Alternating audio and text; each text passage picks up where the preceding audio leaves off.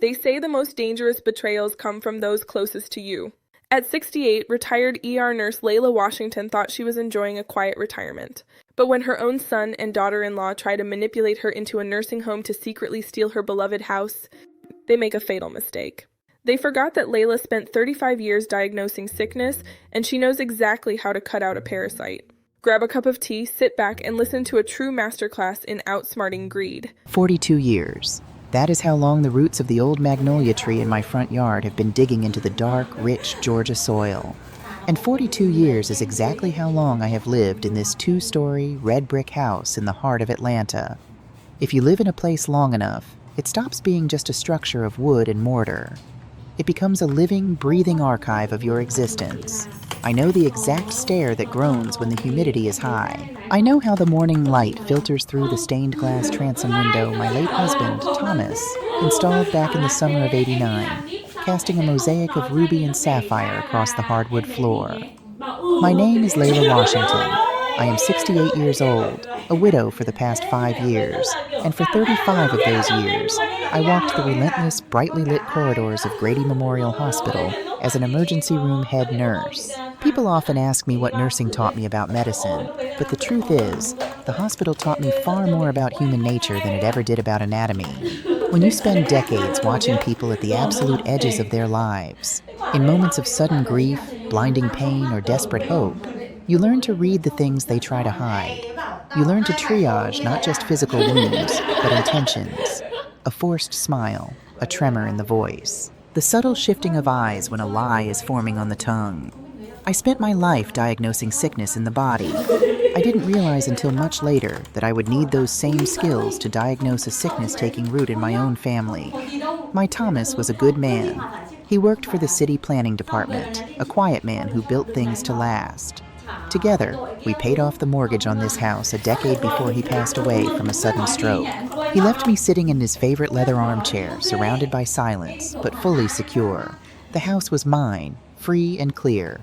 My pension was steady. I had my garden, my book club with my dearest friend Shirley, and a life that was quiet, but entirely my own. Our neighborhood, however, was not staying quiet. The historic streets of our community, once ignored by the city's wealthy developers, had recently been discovered. Gentrification is a polite word for a very violent process. Over the last 3 years, the modest homes around me were bought up, torn down, and replaced by towering modern monstrosities of glass and steel. The corner store where Thomas used to buy his Sunday paper is now an artisanal coffee shop that charges $8 for a latte. Property taxes skyrocketed. Real estate agents started leaving glossy flyers in my mailbox and knocking on my door, their eyes shining with predatory enthusiasm, offering fast cash for my home. I ignored them all. I didn't need their cash. I needed my home. But the rising value of my red brick sanctuary didn't just attract real estate agents. It attracted a different kind of attention, the kind that comes disguised as love. My son, Marcus, is 42. He is my only child. When Thomas and I raised him, we poured every ounce of our love, our savings, and our morals into him. We sent him to a good college, celebrated when he got his business degree, and beamed with pride when he landed a corporate job. Marcus always liked nice things. Even as a teenager, he cared too much about the logo on his sneakers. I used to think it was just a phase, a young man's desire to fit in. But then he married Chloe. Chloe is 38, a woman whose smile never quite reaches her eyes. She is the kind of person who wears designer clothes that scream their price tags, yet brings grocery store pastries to Sunday dinner, as if she's doing you a massive favor. From the moment they married, I could see the dynamic.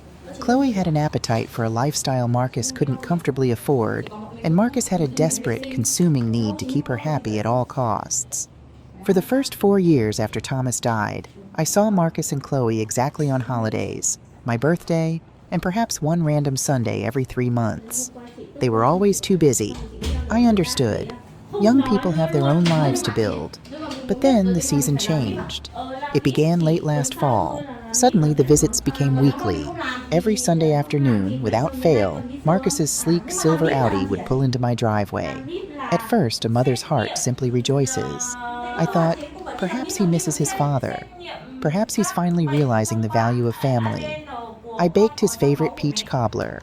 I polished the good silverware, But the ER nurse in me, the woman who spent 35 years listening to irregular heartbeats, soon noticed the unnatural rhythm of their visits. It was in the details. It always is. It was the second Sunday in November. We were sitting in the dining room. I was serving the roast, and I caught Chloe looking around the room. Not looking at the family photos on the mantel, but looking at the crown molding. Looking at the antique oak dining table. Her eyes moved across my home the way an appraiser evaluates a warehouse of goods. It was a cold, calculating gaze, calculating square footage and market value. "This is such a big house, Mama Layla," Chloe said, taking a delicate sip of her iced tea. Her voice was dripping with honey, but I could taste the sting of a bee. "I was just saying to Marcus on the way over, keeping this place clean must be exhausting for you at your age." I paused, the carving knife still in my hand. "I managed just fine, Chloe. The dust and I have an understanding." Marcus leaned forward, his elbows on the table, wearing a mask of deep manufactured concern. "But Mom, we worry about you. The stairs, the yard work. The neighborhood is changing so fast. You know, Mrs. Higgins down the street just moved into a beautiful assisted living community. I saw the brochures. They have a chef, swimming pools, 24-hour medical staff." "I am not Mrs. Higgins, Marcus," I said softly, looking him dead in the eye. "And I don't need a chef. I know how to season my own food." He backed off immediately, raising his hands in a gesture of surrender. I know. We're just talking about the future, Mom. That's all. We want what's best for you. We want you to be secure." Secure. He used that word 3 times that afternoon. After they left, the house fell back into its familiar silence. I stood at the kitchen sink, washing the dishes in warm, soapy water, watching the taillights of his Audi disappear down the street. A healthy person doesn't suddenly start talking about medicine unless they feel a pain. And a distant son doesn't suddenly start visiting every Sunday to talk about security unless his own is threatened. I dried my hands on a towel and walked into the hallway. I looked at the mail I had left on the side table. My bank statements, my property tax assessments. I usually left them out, trusting the sanctity of my own home. I picked them up. The envelope containing my property tax assessment, the one showing the newly inflated value of my home, had a faint coffee stain on the corner. I don't drink coffee. I drink tea. But Marcus had been holding a cup of coffee when he walked through the hallway to use the restroom earlier. He had been looking at my papers. A cold, sharp clarity settled over me. It was the exact same feeling I used to get in the ER when a patient came in complaining of a mild stomach ache, but my fingers found a hard, dangerous mass beneath their skin. Something was terribly wrong. My son and his wife were not here to comfort a lonely widow. They were here on a scouting mission. I didn't cry. I didn't panic. You don't panic when you're preparing for surgery. You sterilize your instruments, you gather your team, and you get to work. I walked over to the heavy oak drawer where Thomas used to keep his important files, pulled out my lockbox, and carefully placed all my financial documents inside. The click of the padlock sounded like a gun being cocked in the quiet house. If they thought they were dealing with a frail, confused old woman who would simply hand over her life's work with a gentle nudge, they were about to learn a very hard lesson. The kind of lesson that leaves a scar. The winter in Atlanta can be deceptive. Some days the sun shines so brightly you forget the chill in the air until you step outside and it bites through your coat. My son and his wife had become exactly like that winter sun, bright, present, and entirely cold. After the Sunday I found the coffee stain on my tax assessment, my entire perspective shifted. I didn't say a word to Marcus or Chloe. Silence is a weapon you must learn to wield carefully. If you use it too early, you give away your advantage. Instead, I became a student of my own home and a quiet observer of my own flesh and blood. In the hospital, we had a protocol for observing patients with suspected neurological decline. We watched their motor skills, their memory recall, their ability to navigate familiar spaces. Now the tables were turned. My son and daughter-in-law were observing me, hoping to find a decline they could use. They began a campaign of subtle, deliberate confusion. A modern term for it is gaslighting, but to me it was just plain wickedness wrapped in a ribbon of fake concern. It started small. In early December, during one of their mandatory Sunday visits, I went to the kitchen to fetch my reading glasses. I always kept them on the small table by the telephone. Always. But they weren't there. I spent 10 minutes looking for them, feeling a brief flutter of genuine frustration. When I walked back into the living room, Chloe was holding them up with a sympathetic tilt of her head. "Looking for these, Mama Layla?" she asked, her voice hushed, as if speaking to a frightened child. "I found them in the downstairs bathroom, right next to the soap dispenser. You must have put them down when you washed your hands and just forgot." I looked at the glasses. I looked at Chloe's perfectly manicured nails holding them. I hadn't been in the downstairs bathroom all morning. I had washed my hands in the kitchen sink. "Thank you, Chloe," I said smoothly, taking the glasses and sliding them onto my face. I didn't argue. I didn't defend my memory. I simply watched the brief, triumphant glance she exchanged with Marcus. They thought they had planted a seed of doubt in my mind. What they had actually done was confirm my diagnosis of their intentions. 2 weeks later, the stakes were raised. It was a Tuesday evening, raining hard, when Marcus stopped by unannounced. He said he was just in the neighborhood returning from a client dinner and wanted to check on me. He walked into the kitchen, poured himself a glass of water, and then stopped, sniffing the air dramatically. "Mom," he said, his voice thick with sudden alarm. "Do you smell that?"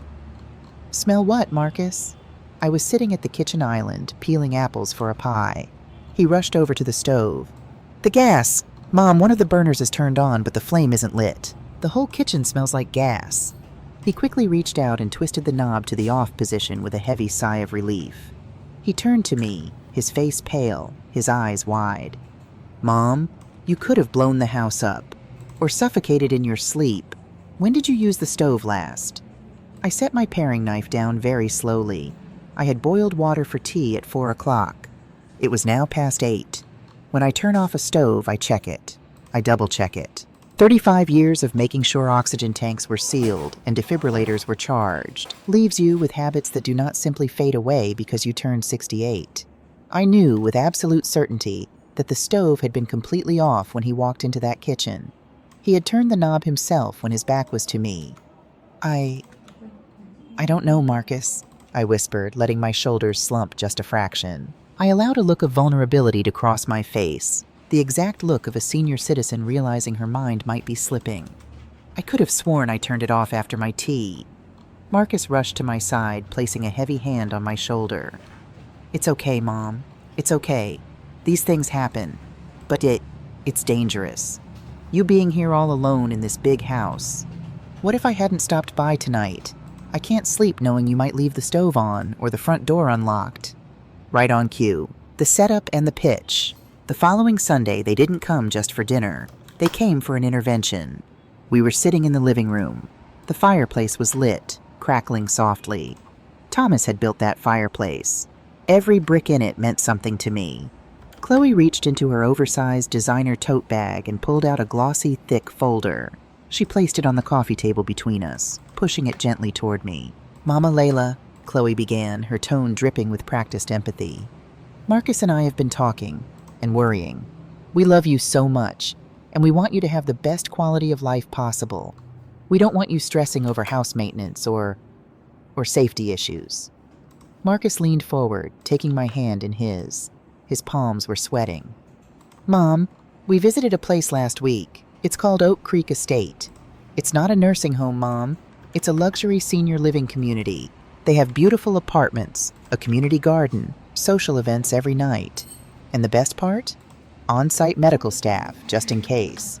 No more worrying about the stairs. No more worrying about the stove." I looked down at the folder. The cover showed a vibrant, silver-haired couple laughing while holding wine glasses on a pristine lawn. It looked like a resort. It looked like a very expensive cage. "It's a big step, Marcus," I said, keeping my voice tremulous and soft. "This is my home. This is where your father and I built our life." "But Dad wouldn't want you to be unsafe, Mom," Marcus countered, using his father's memory like a crowbar to pry me out of my own house.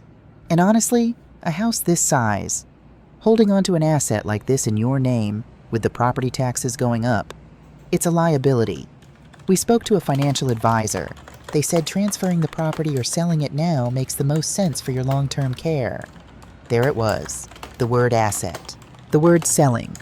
They weren't talking about my home. They were talking about their inheritance, and they were tired of waiting for me to die to claim it. "I see," I murmured, picking up the brochure with shaking hands, a tremor I forced myself to create. "It does look very nice, but selling the house, That's a lot of paperwork, a lot to think about. You wouldn't have to lift a finger, Mama Layla, Chloe chimed in eagerly, her eyes gleaming with a hungry, predatory light. Marcus can handle everything. The real estate agents, the movers, the transition. You just pack your favorite things and relax. We can take the burden right off your shoulders. Take the burden, take the house, take the money. I looked at my son, the boy I had bandaged when he scraped his knee, the boy I had worked double shifts to send to business school. He was sitting in my living room, trying to convince me I was losing my mind so he could cash out my life's work. It was a profound, suffocating betrayal. If I had been the woman they thought I was, it would have broken me. But I was a trauma nurse. When a bone is shattered, you don't weep over the pieces. You reset it, even if it hurts. Let me read through these, Marcus, I said quietly, tapping the glossy folder. Let me pray on it. It's a lot to take in. Take your time, Mom, Marcus said, exhaling a long breath, clearly believing the hardest part of his job was done. He had planted the seed, watered it with fear, and now he just had to wait for the harvest. They left an hour later, victorious and smiling. I locked the deadbolt behind them. I walked back into the living room, picked up the Oak Creek Estate brochure, and dropped it directly into the dying embers of the fireplace. I watched the smiling silver-haired couple blister, turn black, and curl into ash. I wasn't going anywhere, but it was time to stop observing and start preparing. The infection in my family had spread too far to be treated with bandages. It was time to call in the surgeon. I walked over to the telephone, picked up the receiver, and dialed a number I knew by heart. Evelyn Carter, attorney at law, the voice on the other end answered. Evelyn, I said, my voice steady, the tremor entirely gone. It's Layla. I need an appointment. First thing tomorrow morning. Bring your sharpest pens. We have work to do. Tuesday morning arrived with a biting frost that coated the magnolia leaves in a thin layer of ice. I woke at 5:30 a.m., my usual time. For 35 years, that hour meant scrubbing in, reviewing patient charts, and preparing for the unpredictable chaos of the ER. Today, I was preparing for a different kind of operation. Before I left the house, I picked up the telephone in the hallway. I dialed Marcus's number. It rang 3 times before he answered, his voice thick with sleep. Hello? Mom? Marcus, baby. I'm sorry to call so early. I sat, pitching my voice just a fraction higher, adding a slight waver of uncertainty to my tone. It was a performance, and I was stepping onto the stage. Did I wake you? No, it's fine. Is everything okay? Did you leave the stove on again? He couldn't hide the eagerness in his voice, the desperate hope that his gaslighting was taking root. No, the stove is off. I checked it 3 times, I said, letting a heavy sigh travel through the receiver. I couldn't sleep. I was looking at that brochure you left, the Oak Creek Estate. I heard the rustle of sheets on his end. He was sitting up now, fully awake. Yeah? What did you think? It looks very safe, Marcus. And you're right, this house, it is a lot. The stairs feel steeper lately. I think I'd like you to call them, just to see what their availability is. No commitments yet, just asking. Mom, that is so great. Really, that's the smartest decision you could make, Marcus said, the relief washing over his words like a warm wave. I'll call them today. I'll handle everything. You just rest, okay? Don't worry about a thing. Thank you, son. You're a good boy to look out for your mother, I whispered, and hung up the phone. I stood in the silent hallway for a moment, letting the mask drop. He thought he had won. He thought I was yielding to the inevitable decline of age. In the hospital, we call that the placebo effect, giving the patient a sugar pill so they feel a false sense of security while you treat the real disease behind the curtain. Marcus had his sugar pill. Now, I needed my scalpel. I dressed in a tailored navy blue suit I usually reserved for church, grabbed my leather handbag, and drove downtown. Evelyn Carter's law office was located in a sleek, modern building that smelled of polished mahogany and expensive coffee. Evelyn and I went back 40 years. We met when we were both young, ambitious black women trying to carve out space in a city that wasn't always eager to give it. I was navigating the politics of the hospital hierarchy, and she was fighting her way into the partner track at a top-tier law firm. She eventually left to start her own practice specializing in elder law and estate planning. She was sharp, unyielding, and possessed a mind like a steel trap.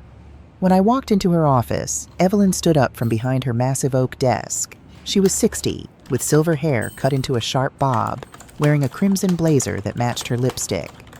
"Layla Washington," she said, her eyes crinkling at the corners. "When you call my office at 8 o'clock at night asking me to bring my sharpest pens, I know somebody is about to bleed. Sit down. Tell me what's hurting." I sat in the plush leather chair opposite her and laid it all out. I told her about the sudden Sunday visits, the coffee stain on the property tax assessment, the meticulously orchestrated gaslighting, the moved glasses, the unlit gas burner. I told her about the Oak Creek estate brochure and the heavy-handed suggestions that I was losing my mind and my home was a liability. Evelyn listened in complete silence. She didn't take notes right away. She just absorbed the data, her dark eyes calculating the angles.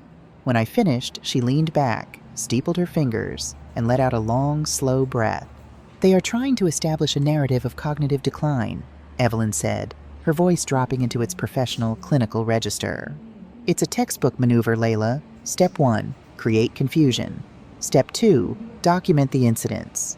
Step 3, push for a medical evaluation or use the confusion to convince you to voluntarily sign over power of attorney.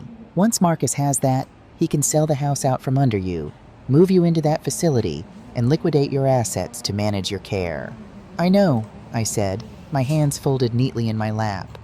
"But Marcus is impatient, and Chloe is greedy. I don't think they want to wait for a judge to declare me incompetent. They are trying to scare me into selling it myself." Evelyn picked up a sleek silver pen and tapped it against her legal pad. "Marcus has a good job, doesn't he? VP of regional sales or something?" "Yes, but Chloe has a taste for things a VP salary can't comfortably sustain," I replied. "And Marcus has never been able to tell her no." "Greed makes people sloppy," Evelyn murmured. "If they are pushing this hard, this fast, there is an immediate financial pressure. We need to look beneath the surface. I'm going to run a comprehensive background check on Marcus, credit history, civil judgments, the works. But more importantly, I am going to pull a full title search on your property right now." "A title search? Why? The house is in my name, free and clear since Thomas died." "Because, Layla," Evelyn said gently, "when family members get desperate, they don't always wait for permission. Let's make sure the fortress is actually secure before we start setting traps." I left her office an hour later, feeling a grim sense of satisfaction. I had a professional in my corner. The next 3 days were an exercise in supreme self-control. On Thursday afternoon, Chloe dropped by unannounced. She brought a stack of flattened cardboard moving boxes and a roll of packing tape, setting them down in the foyer with a bright plastic smile. "Just thought I'd drop these off, Mama Layla," she chirped. "Marcus said you're seriously considering Oak Creek. I figured we could start sorting through the attic this weekend. Get a head start on the clutter." She was measuring the drapes before the coffin was even ordered. I smiled back, a warm, grandmotherly smile. "That's so thoughtful of you, Chloe. But let's leave the attic for now. My joints are a bit stiff today. Why don't you just leave them in the corner?" "Of course. No rush," she said, though her eyes darted toward the silver tea set in the dining room. "We just want this transition to be as easy for you as possible." "Oh, I have a feeling the transition will be quite smooth," I replied. She had no idea what kind of transition I was talking about. On Friday morning, my cell phone rang. It was Evelyn. Her tone was completely different from Tuesday. The warmth was gone, replaced by a cold, hard edge. "Layla, I need you in my office. Now." "What did you find, Evelyn?" "I can't tell you over the phone. Just get here." The drive back downtown felt like a blur. When you work in the ER, you learn to recognize the specific silence that falls over a room when the test results come back and the news is terminal. Evelyn's office had that exact silence when I walked in. She didn't offer me coffee. She didn't smile. She just turned a thick manila folder around on her desk and pushed it toward me. "I ran the title search," Evelyn said, her voice tight. "Layla, your house is not free and clear." I stared at her, my heart giving a single hard thump against my ribs. "What are you talking about? Thomas and I paid off the mortgage in 2011. I have the deed." "You did," Evelyn said, opening the folder. "But 14 months ago, a home equity line of credit, a HELOC, was taken out against this property for $150,000. The air in the room seemed to evaporate. $150,000? Evelyn, I have never taken out a loan in my life since Thomas passed. I live on a pension. I don't even have a credit card with a limit over $2,000. Evelyn slid a piece of paper across the polished wood. It was a copy of a bank document, a loan agreement. "Look at the bottom of the second page, Layla," she instructed softly. I picked up the paper. My hands, which had been perfectly steady while holding scalpels and starting IVs on trauma patients, trembled slightly. I looked at the signature line. There, in black ink, was my name, Layla M. Washington. It looked like my signature, the loop of the L, the sharp cross of the T, but it lacked the fluidity of a natural hand. It was a careful, meticulous tracing. Next to my forged signature was the signature of a co-signer, Marcus T. Washington. "He forged my name," I whispered, the words tasting like ash in my mouth. "He did," Evelyn confirmed grimly. "And I pulled his financial records, Layla. It's a bloodbath. Marcus made several catastrophic investments in commercial real estate 2 years ago. He is drowning. His credit cards are maxed, and he is 3 months behind on the payments for this HELOC. The bank is about to initiate foreclosure proceedings on your house." The pieces of the puzzle violently snapped together. The sudden Sunday visits, the talk of safety and liability, the desperate push to get me into an assisted living facility and sell the house. Marcus wasn't trying to sell my house to secure my future. He was trying to sell my house to cover his felony before the bank foreclosed and the forgery was discovered. He needed to liquidate the asset, pay off the $150,000 secret loan, and pocket the remaining equity to save himself and keep Chloe dripping in designer clothes. And he was willing to make me homeless, to convince me I was losing my mind, to achieve it. "If the bank forecloses, they will discover the fraud," Evelyn explained quietly. "Forging a signature on a federally backed mortgage document is bank fraud, Layla. It's a federal crime. Your son is looking at real prison time if this comes to light. That is why he is panicking. That is why he needs you out of that house immediately." I sat in the leather chair, staring at the forged signature of the boy I had carried in my womb. I felt a profound, bottomless grief. The son I had raised was dead. The man wearing his face was a stranger, a parasite who was willing to destroy his mother to save his own skin. In the hospital, when a limb is infected with gangrene, you cannot save it with antibiotics. The rot will spread to the heart and kill the patient. There is only one treatment: amputation. I closed the folder. The grief vanished, swallowed whole by a cold, absolute resolve. "Evelyn," I said, my voice as hard and smooth as polished stone, "draw up the papers for an irrevocable trust. We are going to lock this house down so tight he won't be able to pull a single dime out of the walls. And then we are going to let him dig his own grave." Evelyn leaned forward, a fierce, predatory smile touching her lips. "I thought you'd never ask. Let's get to work." When you discover a malignant tumor in a patient, the first rule of oncology is not to panic the body. You don't immediately slice into the flesh without a plan. You map the margins of the disease, you prepare the sterile field, and most importantly, you keep the patient stable until it is time to cut. Driving home from Evelyn's office that Friday afternoon, I looked at the familiar streets of Atlanta through completely different eyes. The world hadn't changed, but the lens through which I viewed it had shattered. My son, the boy whose scraped knees I had bandaged, whose college tuition I had paid by working double shifts in the ER, had forged my name on a federal banking document. He had put a $150,000 ticking time bomb inside the walls of my home. I parked my car in the driveway and sat there for a long time, listening to the engine tick as it cooled. I looked at the red bricks, the white trim, the magnolia tree. It was no longer just a house. It was a crime scene. And Marcus was the prime suspect, returning to the scene every Sunday under the guise of familial devotion. The next morning I returned to Evelyn's office. There was no time to waste. We spent 4 hours drafting the documents for an irrevocable living trust. For those who don't know, an irrevocable trust is exactly what it sounds like. It is a legal vault.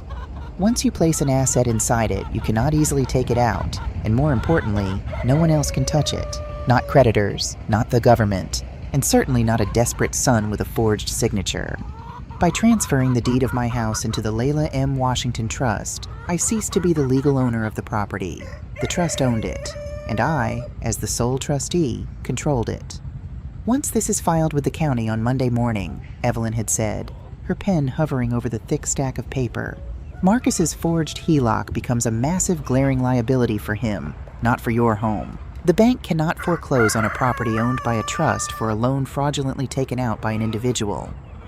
When the bank tries to collect, they will hit a brick wall, and then they will start looking very closely at how that loan was approved in the first place. I signed the documents. My signature, the real one, fluid and practiced, glided across the page. "Let him hang himself, Layla," Evelyn had whispered as she stamped the notary seal. "Just give him enough rope." I intended to give him the whole spool. Sunday arrived with a heavy gray overcast. Promptly at 1 o'clock, Marcus's silver Audi pulled into the driveway. I was in the kitchen, pulling a roasted chicken out of the oven. The smell of rosemary and garlic filled the house, the scent of a loving mother expecting her family. "Mama Layla, we're here!" Chloe's voice rang out from the foyer, falsely bright, like a cheap wind chime. They walked into the kitchen. Chloe was wearing a cashmere sweater that probably cost more than my first car. Marcus looked terrible. The ER nurse and me immediately assessed his vitals from across the room. There were dark, bruised-looking bags under his eyes. His skin had a grayish pallor, the kind you see in patients suffering from severe sleep deprivation or chronic stress. His jaw was clenched so tight the muscle fluttered in his cheek. He was a man running out of time. The bank must have been calling him about the missed HELOC payments. The invisible noose was tightening. Sit down," I said warmly, setting the platter on the dining table. "You look exhausted, Marcus, baby. Are you working too hard?" Just a lot of pressure at the firm, Mom," he mumbled, pulling out a chair. He avoided making eye contact with me. Guilt is a heavy physical burden. It pulls the eyes downward. Chloe, on the other hand, was practically vibrating with impatient energy. She poured herself a glass of the cheap Merlot she had brought and leaned across the table. "So, Mama Layla," she began, not even waiting for me to sit down. "Marcus told me you asked him to call Oak Creek Estate. We are so thrilled. He spoke to the director on Friday. They actually have a ground floor suite opening up at the end of the month. It overlooks the garden." "The end of the month?" I said, keeping my voice mild, passing the bowl of mashed potatoes. "My goodness, that is fast. I haven't even started sorting through the basement." "You don't need to," Marcus jumped in, his voice suddenly loud, tinged with a desperate edge. "Mom, we can hire a company to do the estate sale. They come in, they pack what you want, they sell the rest, and they clean the house.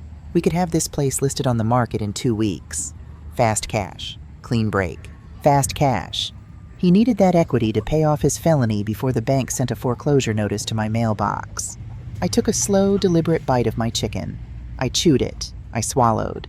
I let the silence stretch until it became physically uncomfortable for them. "It's just," I trailed off, putting my fork down and bringing a trembling hand to my forehead. I channeled every ounce of the frail, confused old woman they had been trying to create. "It's just been so confusing lately, Marcus. My mind." Marcus's eyes widened. This was exactly what he wanted to hear. "What do you mean, Mom? What's happening?" "Well," I whispered, leaning in close, forcing them to lean in with me. "I've been getting the strangest pieces of mail and phone calls. Yesterday, a man called asking for Thomas. I told him Thomas has been with the Lord for 5 years. Then the man started asking about the house. He said he was from a bank. I watched my son's respiratory rate double. His chest rose and fell rapidly. Tachycardia. His heart was hammering against his ribs. A thin sheen of sweat broke out on his upper lip. Diaphoresis. He was experiencing a full-blown sympathetic nervous system response. Panic. A bank?" Marcus stammered, his knuckles turning white as he gripped the edge of the table. "Mom, what bank? What did they say?" "I don't remember the name," I lied smoothly, waving my hand dismissively. I get so flustered with these telemarketers. I just hung up on him, but it worried me. He kept using words like delinquent and equity. It made my chest hurt. "You hung up?" Chloe asked, a frown creasing her perfectly Botoxed forehead. She looked at Marcus, clearly confused.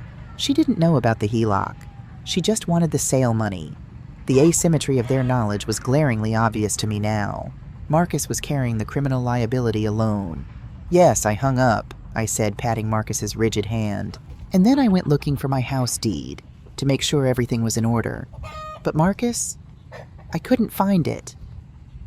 If Marcus had been a patient on a monitor, the alarms would be blaring right now. He swallowed hard, his Adam's apple bobbing. You You couldn't find the deed?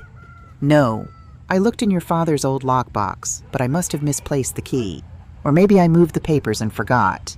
Just like I forgot about the stove, I said, offering him a sad, defeated smile. You're right, son. Maybe living here alone is becoming too dangerous. Maybe my memory really is going. It's okay, Mom, Marcus choked out, his voice hoarse. He reached for his water glass with a shaking hand and took a massive gulp.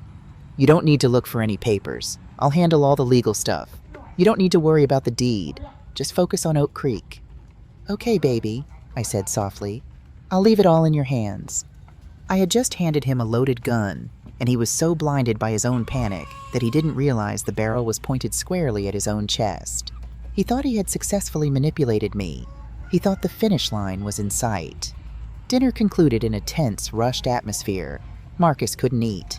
He pushed his food around his plate, his eyes darting to his phone every few minutes. The pressure was eating him alive. As I was clearing the plates, Chloe's phone buzzed loudly in her designer purse. She pulled it out, glanced at the screen, and her entire posture shifted. She stood up quickly, smoothing her skirt. I need to take this, she said, her voice dropping into a tight, secretive register. It's my sister. Work drama. She didn't go to the living room. She walked straight to the front door, opened it, and stepped out onto the porch, pulling the door almost completely shut behind her. Almost. There was a half-inch gap. Marcus was in the downstairs bathroom, splashing cold water on his face to stop his panic attack. The house was quiet. I picked up a dish towel and walked silently toward the foyer. In my nursing days, I wore soft-soled shoes so I wouldn't wake sleeping patients during night rounds. Today, those silent steps allowed me to glide right up to the crack in the front door without making a sound. I stood in the shadows of my own hallway, holding my breath, and leaned my ear toward the cool winter air seeping through the gap. Chloe was pacing on the porch. Her voice was hushed, but the crisp, cold air carried her words perfectly. I told you, you have to wait, Chloe hissed into the phone. Stop pressuring me, David. Yes, I saw the condo listing. I know it's perfect. A pause. She let out an exasperated sigh. I can't just leave today. He hasn't got the money yet. The old bat is finally agreeing to sell the house. Marcus is listing it next week. The second the closing funds hit our joint account, I am doing the wire transfer to the offshore, and I am on a plane to Miami. But if I leave now, I get nothing. He's up to his neck in debt, David. I'm not taking his sinking ship down with me. I stood perfectly still in the dark. My son had betrayed me to save his wife, and his wife was waiting for the exact moment to rob him blind and leave him to rot. I stepped back from the door, my heart beating with a slow, heavy, terrifying rhythm. I walked back to the kitchen, picked up the dish towel, and began to wipe down the pristine granite countertops. The tumor wasn't just in Marcus, it was in his marriage. The whole system was infected. And suddenly, my plan to simply secure my house didn't feel like enough. It wasn't enough to just protect myself. I needed to watch them destroy each other. In the medical field, there is a concept known as triage. When a catastrophic event occurs and the emergency room is flooded with casualties, you cannot save everyone. You must quickly assess the wounded and categorize them. You treat those who can be saved, you comfort those who cannot, and you absolutely do not waste life-saving resources on someone who is already dead. Standing in the shadows of my hallway, listening to Chloe orchestrate her escape to Miami with the money my son was currently committing a federal crime to secure, I performed a psychological triage on my own family. The front door creaked open, and a blast of cold air rushed in, followed by Chloe. She quickly tucked her phone into her designer bag, her face flushing slightly from the chill. She walked back toward the kitchen, completely unaware that she had just signed her own death warrant in my house. I was standing by the sink, calmly folding the dish towel. Everything all right with your sister, Chloe? I asked, my voice as smooth and placid as a glass of warm milk. Oh, you know how it is, Mama Layla. Wow. She sighed dramatically, rolling her eyes. Always some crisis, but she'll manage. Have you thought any more about the estate sale people Marcus mentioned? She couldn't even wait 5 minutes. The greed was practically vibrating out of her pores. I'm considering it, I said, offering her a tired, thin smile. It's just so much to process. Don't you worry about a thing, Marcus called out from the hallway, emerging from the bathroom.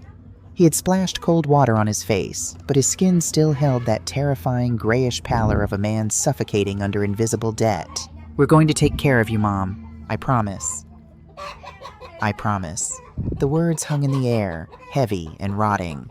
30 minutes later, the silver Audi backed out of my driveway. I stood at the living room window and watched the taillights disappear into the Atlanta night.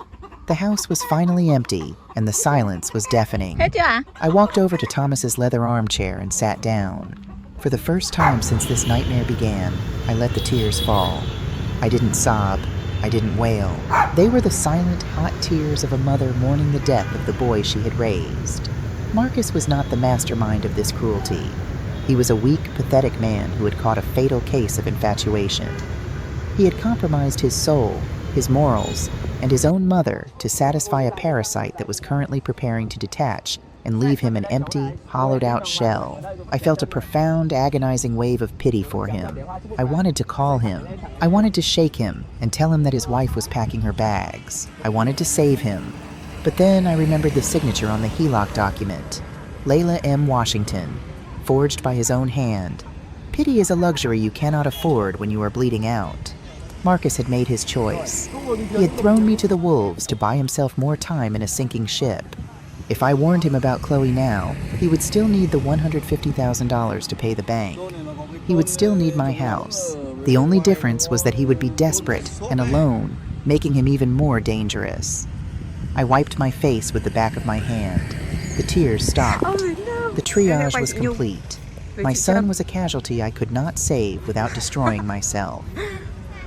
On Monday morning, I was sitting in Evelyn's office exactly at 8 a.m.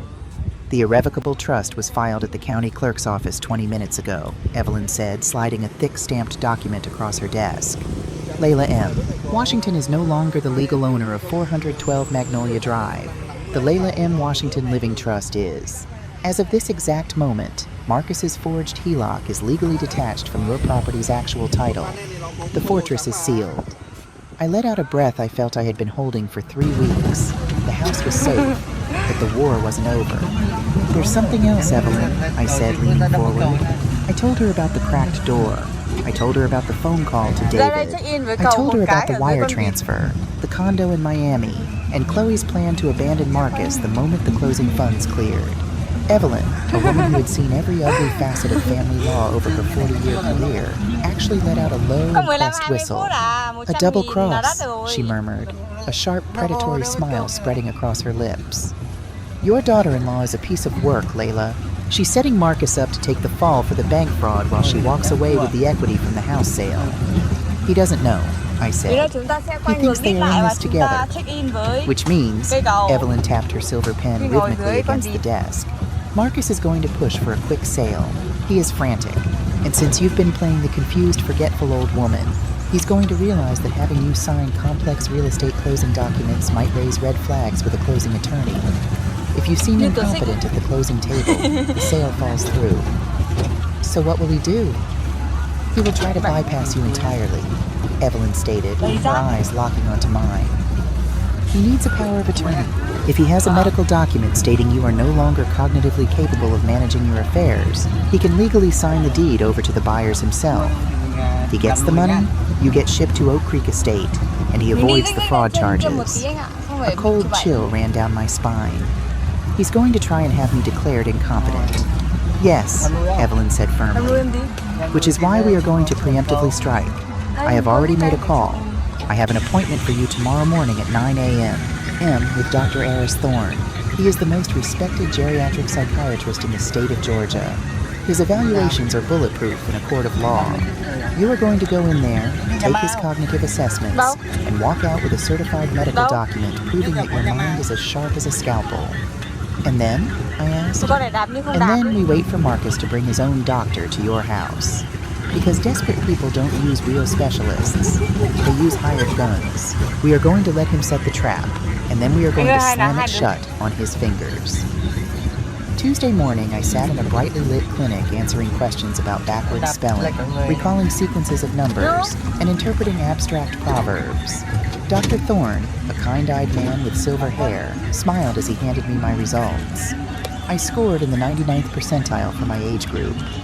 Mrs. Washington, he chuckled, signing the official psychiatric clearance form. You have the cognitive processing speed of a woman half your age. Whatever legal matters you are attending to, your competency is absolutely unquestionable. I took the document, feeling the heavy weight of the official seal under my thumb. My armor was complete. I had the trust to protect my house, and I had the psychiatric clearance to protect my autonomy. Now I just needed the enemy to make his move. I didn't have to wait long. On Thursday afternoon, I was in the garden pruning the rose bushes when my cell phone rang. It was Marcus. "Mom," he said, his voice breathy and rushed as if he were walking fast. "Are you home?" "I am, sweetheart. Just tending to the roses. What is it?" "Listen, Mom," he started, adopting that condescending, overly patient tone he had been using lately. "I've been really worried about you this week. The stove incident, the lost deed, the confusion. Chloe and I talked, and we just want to be safe. I have a friend, Dr. Evans. He's a specialist. He does home visits for seniors. I asked him if he could just pop by today just to do a quick checkup. Nothing major, just to make sure your memory is okay." My heart gave a steady, powerful beat. The ER nurse in me recognized the exact moment the trauma arrived at the doors. He wasn't bringing a doctor to help me. He was bringing a notary masquerading as a doctor, or a corrupt physician willing to sign a declaration of incompetence for a fee. He was coming for the power of attorney. Today, I looked at the sharp pruning shears in my hand. I snipped a dead, rotting rose off the stem, letting it fall into the dirt. "A doctor?" I made my voice waver slightly, injecting a note of mild anxiety. "Oh, Marcus, I don't know. The house is a mess." "Don't worry about the house, Mom," he insisted, the desperation bleeding through his faux concern. "It's just a quick chat. We'll be there in an hour, okay? Please, Mom, do this for me. I just want you to be safe." I smiled, a cold, terrifying smile that no mother should ever have to wear for her child. "All right, Marcus," I said softly. "Bring him over. I'll make some tea." I hung up the phone. I had exactly 1 hour to prepare my living room for a war. I walked inside, washed my hands with surgical precision, and picked up the phone to call Evelyn. The tumor was finally exposing itself. It was time to cut. In the emergency room, preparation is the difference between life and death. You don't wait for the ambulance to arrive before you arrange your tools. You set up the sterile field. You draw the necessary medications into the syringes. You position the monitors so you have a clear line of sight. And you wait, perfectly still, for the doors to burst open. After I hung up the phone with Marcus, I had exactly 60 minutes to prepare my living room for an invasion. I didn't panic. I brewed a fresh pot of Earl Grey tea and arranged my good porcelain cups on the silver tray. I placed the tray on the mahogany coffee table, making sure there was a clear space right in the center. Then I unlocked the front door, walked down the hall to Thomas's old study, and opened the door. Evelyn was sitting in Thomas's leather reading chair, reviewing a stack of legal documents. I had called her the moment Marcus suggested his doctor visit, and she had arrived through the back door 15 minutes later, slipping into the house like a shadow. "They'll be here in 20 minutes, I told her quietly. Evelyn looked up over the rim of her reading glasses, her dark eyes glittering with the anticipation of a seasoned trial lawyer. "Let them set the table, Layla. Don't interrupt them until they put the paperwork in front of you. We need them to fully commit to the fraud." "I know how to wait, Evelyn," I said. "I've waited 42 years for some things." I left the study door cracked open just an inch, enough for her to hear everything, enough for her to step out when the time was right. Then I took my seat on the floral sofa in the living room, smoothed my skirt, and let my shoulders slump. I brought back the slight tremor in my left hand. I became the prey. At exactly 4 o'clock, the doorbell chimed. "Come in, it's unlocked," I called out, my voice thin and slightly breathy. The front door opened and Marcus walked in, followed closely by Chloe. Behind them was a man I had never seen before. He was in his late 50s, wearing a rumpled gray suit that looked a size too large. He carried a battered leather briefcase, and despite the chill outside, there was a thin sheen of sweat on his forehead. He didn't look like a specialist. He looked like a man who owed somebody money. "Hi, Mom," Marcus said, his voice artificially loud and cheerful. "This is Dr. Evans. He was just in the neighborhood, like I said." "Nice to meet you, Mrs. Washington," Dr. Evans said, stepping forward with a smile that felt entirely rehearsed. He didn't look me in the eye. His gaze darted around the room, taking in the antiques, the crown molding, the obvious value of the estate. "You have a beautiful home." "Thank you, Doctor," I murmured, gesturing to the armchairs opposite me. "Please, sit down," I made tea. Chloe immediately took charge of the tea, pouring it with an exaggerated show of helpfulness. Let me get that for you, Mama Layla. We don't want you burning yourself. She handed me a cup. I took it, letting my hand shake just enough to make the china rattle against the saucer. Marcus watched the cup rattle, and I saw a flicker of profound relief cross his face. He actually believed his own lie. He believed the woman who had managed trauma wards for 3 decades was losing her grip on a teacup. Dr. Evans cleared his throat, opening his briefcase and pulling out a yellow legal pad and a pen. So, Mrs. Washington, Marcus tells me you've been experiencing some forgetfulness lately. Is that right? His tone was patronizing, the kind of voice people use when speaking to a toddler or a golden retriever. I suppose so, I whispered, looking down at my lap. I couldn't find my reading glasses the other day, and Marcus said I left the stove on. It happens to the best of us, Dr. Evans said soothingly, leaning forward. But safety is our primary concern. Marcus mentioned you couldn't locate the deed to your house. That must be very stressful for you. Very stressful, I agreed. Dr. Evans nodded sympathetically. Memory lapses can be frustrating. To help me understand where we are, could you tell me what day of the week it is, Mrs. Washington? I paused, letting a few seconds of silence stretch out. It's Thursday, I said hesitantly. Good. And who is the President of the United States? I gave him the answer, intentionally stumbling over the pronunciation of the last name. Dr. Evans exchanged a meaningful look with Marcus. Mrs. Washington, based on what Marcus has told me and our brief interaction, I think you might be experiencing the early stages of cognitive decline. It's nothing to be ashamed of, but it means managing a large house and complex finances might become too much of a burden for you. A burden? I repeated softly. Exactly, Marcus jumped in, his words tumbling out in a rush. He reached into his own jacket pocket and pulled out a thick, stapled document. He placed it on the coffee table, right in the empty space I had prepared. Mom, we just want to protect you. This is a durable power of attorney. It just means that if you get confused or if you can't find important papers like the deed, I can step in and handle things for you. I can pay the bills. I can make sure the house is taken care of. I can sell the house, pay off my forged HELOC, and leave you in a facility, was what he didn't say. And Dr. Evans is here just to observe? I asked, staring at the document.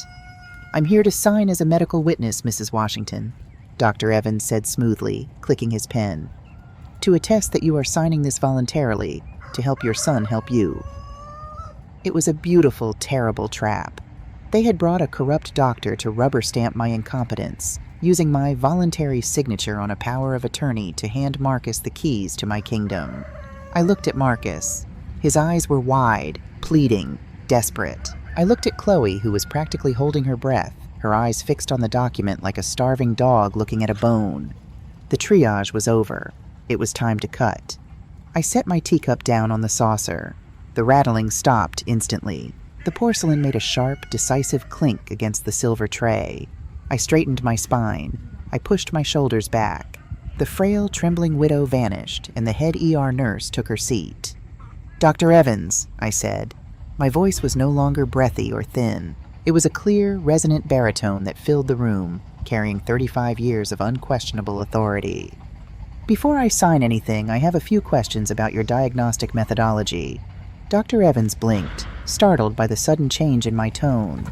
My methodology? Yes, I said, leaning forward, fixing him with a stare so cold it could have frozen alcohol. You diagnosed me with early stages of cognitive decline, based on a lost pair of glasses, a stove I did not leave on, and a slight hesitation in naming the day of the week. You did not ask for my medical history. You did not perform a mini mental state examination. You did not check my pupil dilation, my blood pressure, or ask about any potential polypharmacy interactions. In fact, doctor, you haven't even taken my pulse. The color drained from Dr. Evans' face. He looked at Marcus, panic suddenly flaring in his eyes. Mom, what are you doing? Marcus stammered, standing up halfway from his chair. Sit down, Marcus, I snapped, the command cracking like a whip. He fell back into his chair instinctively. I turned back to the sweating man in the cheap suit. Furthermore, Dr. Evans, a durable power of attorney requires the principal to be of sound mind at the time of signing. If you truly believe I am in cognitive decline, Having me sign this document right now is a direct violation of legal and medical ethics. It borders on elder abuse. So which is it?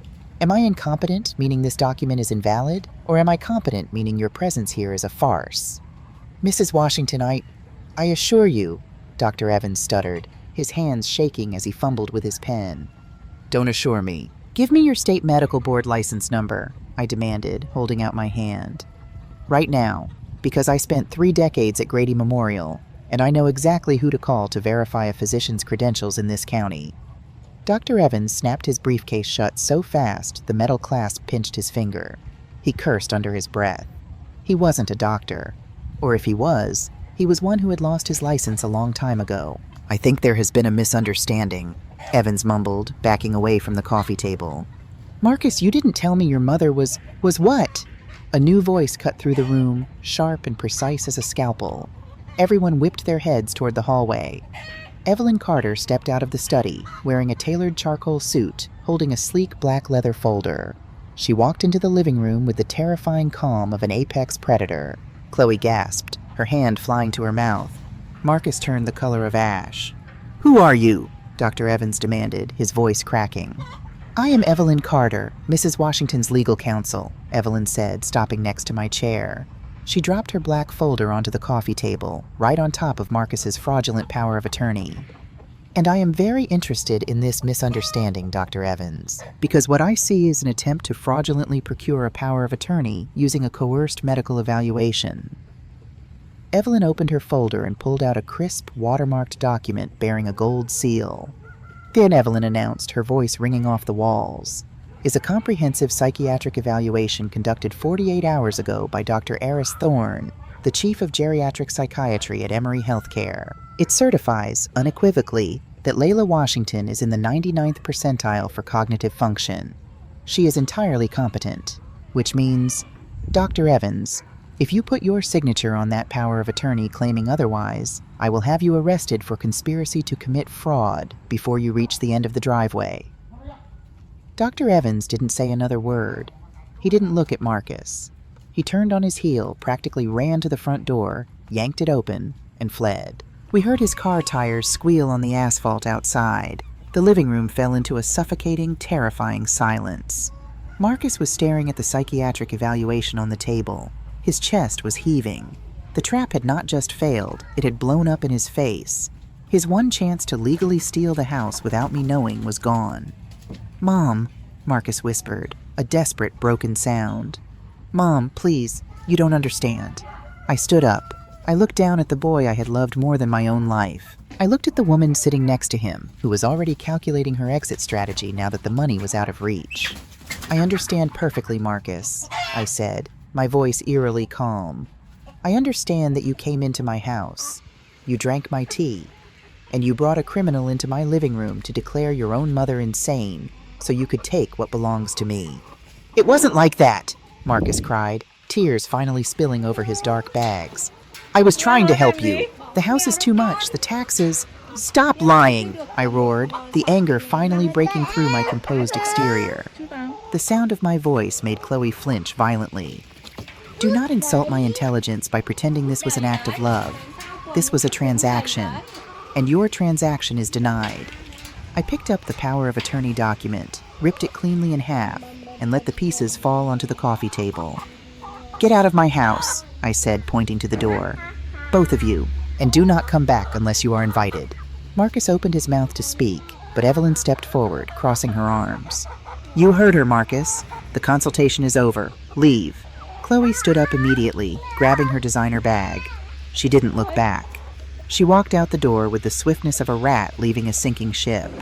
Marcus lingered for a second, looking at me with a mixture of terror and utter defeat. He looked like he wanted to fall to his knees, to confess everything, to beg for the $150,000 he needed to stay out of prison. But I offered him nothing. My face was a mask of stone. He turned and walked out. The door clicked shut behind them. Evelyn let out a long breath and looked at me. Well, that was surgical. Yes, I said, sitting back down on the sofa, feeling the adrenaline slowly drain from my veins. But Evelyn, he didn't confess to the HELOC fraud. He didn't ask for the money. Evelyn's eyes darkened. No, he didn't. Which means he still thinks he can find another way out. I looked at the torn pieces of paper on the table. Marcus was out of time, out of options, and completely cornered. And a cornered animal is the most dangerous kind of all. He had failed to take the house with a pen. I had a terrible feeling about what he might use next. In the aftermath of a massive trauma, there is a phenomenon known as the golden hour. It is the critical window of time immediately following a severe injury when prompt medical treatment has the highest likelihood of preventing death. When Marcus and Chloe walked out of my house that Thursday afternoon, leaving the torn pieces of the fraudulent power of attorney on my coffee table, I felt as though I had survived a horrific collision. But I was not bleeding. My house was secure in the trust. My mind was legally certified as sound. I had survived the golden hour, or so I thought. For the next 4 days, a strange, heavy peace settled over 412 Magnolia Drive. The phone did not ring. The silver Audi did not appear in my driveway. It was the quiet of a battlefield after the armies have retreated to bury their dead. On Sunday morning, the first Sunday in months that I did not have to endure the suffocating presence of my son and daughter-in-law, my oldest friend Shirley came over for coffee. Shirley is a woman built like a sturdy oak tree, with a booming laugh and an absolute inability to tolerate nonsense. We sat on the back porch, wrapped in thick wool shawls against the crisp Georgia chill. I told her everything. I told her about the forged HELOC, Chloe's planned escape to Miami, the fake doctor, and Evelyn's brilliant legal maneuvering. Shirley did not interrupt. She simply stirred her coffee, her dark eyes growing harder and harder with every word I spoke. When I finally finished, she set her mug down with a sharp thud against the wooden table. "Layla," she said, her voice vibrating with a quiet, dangerous fury. "That boy has lost his mind. He has lost his soul." "He is desperate, Shirley," I replied, looking out at the bare branches of the oak tree. "He is drowning in that $150,000 debt. He thought the power of attorney was his life raft." "And now you've shot a hole in it," Shirley noted grimly. She reached across the table and covered my hand with her warm, calloused palm.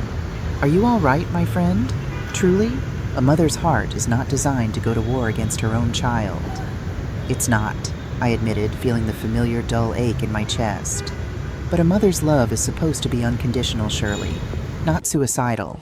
I will not let him destroy the life Thomas and I built just to buy his wife another designer handbag." "Good," Shirley said firmly. "Keep your armor on, Layla. When a rat is trapped in a corner, it doesn't give up. It bites." I thought I was prepared for the bite. I had Evelyn monitoring the property records. I had the bank accounts locked. But I had forgotten a cardinal rule of emergency medicine. Sometimes the fatal hemorrhage isn't visible on the surface. Sometimes the patient bleeds out internally, right in front of you, while you are busy checking the monitors. The internal bleeding began on a Tuesday. I drove to the local pharmacy, a small independent shop I had been using for 15 years. I needed to refill my prescription for lisinopril, a standard blood pressure medication, and a specialized, highly expensive eye drop for early-stage glaucoma. Mr. Patel, the pharmacist who knew me by name, smiled as I walked up to the counter. "Good morning, Mrs. Washington. Just the usual today?" "Yes, please, Arthur," I smiled back, handing him my empty bottles. He typed my name into his computer. I stood there, casually looking at the display of reading glasses, expecting him to hand me the white paper bag in a few moments. Instead, I heard him tap his keyboard a few more times. Then a long, heavy silence. "Mrs. Washington," Mr. Patel said, his brow furrowed in deep confusion. There seems to be a problem with your insurance." I stepped closer to the counter. "A problem? What kind of problem?" "I pay my Medicare supplemental premiums every month. They are auto-drafted." Mr. Patel shook his head, looking at the screen with genuine distress. "It's not just the supplemental health plan, Layla. It's your primary pharmaceutical coverage and the long-term care rider attached to your whole life policy. The system is showing that the entire portfolio was canceled and surrendered last Thursday. It says, account terminated by authorized representative. Cash value liquidated." The world tilted on its axis. Last Thursday, the exact same day Marcus had brought Dr. Evans to my house. "Arthur," I said, my voice dropping to a terrifyingly calm whisper. "How much are the eye drops out of pocket?" He swallowed hard. "Without the supplemental coverage? $450 a month, Layla." I paid for the lisinopril out of pocket, left the eye drops on the counter, and walked out of the pharmacy. My legs moved mechanically, carrying me to my car. I got in, locked the doors, and sat gripping the steering wheel. The leather felt cold and slick under my palms. I didn't call Evelyn. Not yet. I pulled out my phone and dialed the customer service number on the back of my now useless insurance card. It took 20 minutes of navigating automated menus and security questions before I reached a human being. A polite, detached voice belonging to a representative named Susan. "Mrs. Washington," Susan said, typing briskly in the background. "Yes, I see the account here. Your whole life insurance policy, which carried the critical illness rider and the Medicare supplemental premium payments, was surrendered for its cash value last week." "I did not authorize that," I said, my voice eerily steady. "I have not signed any surrender documents." "I have the documents right here in the digital file, ma'am," Susan replied, sounding slightly defensive. "They were submitted by your son, Marcus T. Washington. He is listed as a secondary authorized representative on this specific policy, an arrangement established by your late husband, Thomas Washington, in 2015 for emergency contingencies. The forms included a signed declaration that you were being transitioned into a state-funded long-term care facility, meaning the private coverage was no longer necessary. An emergency contingency. Thomas had set that up years ago, back when Marcus was a decent young man, just in case something happened to Thomas and I was incapacitated. It was a fail-safe, a dusty, forgotten administrative detail that I had completely overlooked when I locked down my bank accounts. "How much?" I asked, closing my eyes. The cash surrender value of the life insurance policy was $48,500, Susan read from her screen. The funds were wired to the joint emergency checking account on file, and because the life policy was terminated, the auto drafts for your health supplements failed, resulting in immediate cancellation of those benefits. "Thank you, Susan," I said softly, and ended the call. I sat in the parking lot of the pharmacy, watching the winter wind blow a plastic bag across the empty asphalt. $48,000. It wasn't the full $150,000 he needed to pay off the forged HELOC, but it was enough. It was enough to make a lump sum payment to the bank to stop the immediate foreclosure.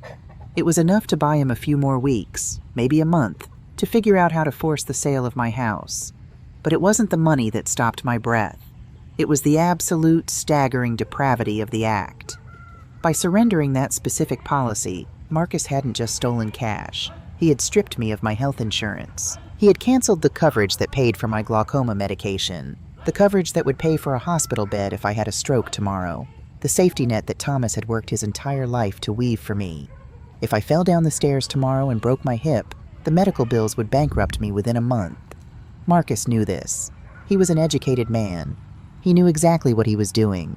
He had looked at his mother's life support, and he had pulled the plug to save himself. In the ER, we see horrible things. We see bodies crushed by metal, burned by fire, shattered by bullets. But the most horrifying thing I had ever seen in my life was the realization of what my son was. He was not just weak. He was a monster. A strange, icy sensation began to spread from my chest, traveling down my arms and into my fingertips. The last lingering drop of maternal pity, the small voice that whispered, "He is your baby, he is just scared," evaporated instantly. It did not die a natural death. It was murdered right there in the front seat of my Honda. I picked up the phone and called Evelyn. She answered on the first ring. "Layla, what's wrong?" "He found a loophole, Evelyn," I said, my voice completely devoid of emotion. I sounded like a machine reporting data. "An old emergency authorization Thomas set up 10 years ago. He surrendered my whole life policy. He took $48,000 in cash value, and in doing so, he canceled my supplemental health and prescription coverage." I heard a sharp intake of breath on the other end of the line. For a moment, even the unflappable Evelyn Carter was speechless. "He canceled your health insurance?" she finally hissed, her voice venomous. "Layla, if you get sick—" "I won't get sick," I interrupted her, staring blankly at the brick wall of the pharmacy. "Evelyn, the $48,000 is a Band-Aid. It stops the bank from foreclosing this week, but it doesn't clear the $150,000 debt. He still needs the house, and now that he has bought himself a little more time, he is going to get reckless." "He will bring a buyer," Evelyn deduced instantly, her legal mind spinning into gear. "He thinks you are still confused. He thinks the power of attorney failed because of the doctor, not because you outsmarted him. He will try to trick you into signing a direct sale agreement, likely bringing a cash buyer right to your dining room table. Yes, he will, I agreed. Layla, I can file an injunction, Evelyn urged. I can contact the police about the insurance fraud. We have enough to put him in handcuffs today. No. Layla, I said no, Evelyn, I stated, my voice echoing in the quiet car. If we arrest him for the insurance now, Chloe takes the money from their joint account and runs to Miami. She wins. And Marcus goes to jail thinking he was just a desperate man who made a mistake. That is not enough. What do you want to do? Evelyn asked, hearing the lethal finality in my tone. I want you to find me an actor, I said. An actor? A man who looks like a real estate investor, I explained, turning the key in the ignition. The engine roared to life. Someone wearing a very expensive suit, holding a very large fake cashier's check. Because when Marcus brings his buyer to my house, I want him to find out that I have already sold it. I want him to sit at my table, reach for his salvation, and watch it turn to dust in his hands. I want to break him, Evelyn. Completely. There was a long pause on the other end of the line. Then Evelyn Carter let out a dark, low chuckle. Layla Washington, she said, you are a terrifying woman. Give me 24 hours. I know exactly who to call. I hung up the phone and drove out of the parking lot. The winter sun was bright, blindingly so, but I felt absolutely no warmth. The tumor had metastasized. It was time for the final surgery. In the emergency room, when a patient is brought in with a severe snake bite, the treatment protocol seems counterintuitive to a layman. You do not give them antibiotics. You do not give them painkillers and hope for the best. To save them, you must inject them with antivenom, a serum that is synthesized from the exact same deadly venom that is currently shutting down their organs. You must introduce a controlled version of the poison to neutralize the fatal one. Marcus was poisoned by greed. To destroy that infection, I had to offer him a dose of greed so massive, so blindingly pure, that he would swallow it without chewing. 24 hours after my life insurance policy was canceled, Evelyn Carter sat in my living room, sipping Earl Grey tea. Sitting beside her was a man who looked like he had stepped off the cover of Forbes magazine. His name was Arthur Sterling. He was 65, possessed a head of thick, impeccably styled silver hair, and wore a charcoal three-piece suit that cost more than my first car. He was not an actor, Evelyn explained. He was a retired corporate litigator and private equity consultant who owed Evelyn a massive favor from a messy divorce trial a decade ago. Arthur is a shark, Layla, Evelyn said, stirring her tea. He spent 30 years tearing apart corporate mergers and dismantling hostile takeovers. He knows how to smell blood in the water, and more importantly, he knows how to make other sharks feel small. Arthur smiled, a devastatingly charming, razor-sharp expression. Mrs. Washington, Evelyn has told me everything. What your son has done is an insult to the very concept of family. I despise amateur hour. I would be honored to play the role of your white knight. We spent the next 2 hours rehearsing the operation.